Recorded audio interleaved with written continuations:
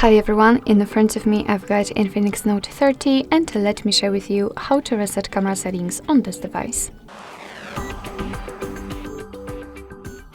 So first of all, we have to open the camera app, and I hope that you can see those green lines. I've applied them before I've started recording, and it is because I'd like to show you visual evidence that the reset option will work. So after resetting the settings, they should disappear. So in order to reset the settings, we have to enter the settings themselves. So let's tap on this icon in the left upper corner, and here scroll down to the very bottom to tap on Restore Defaults.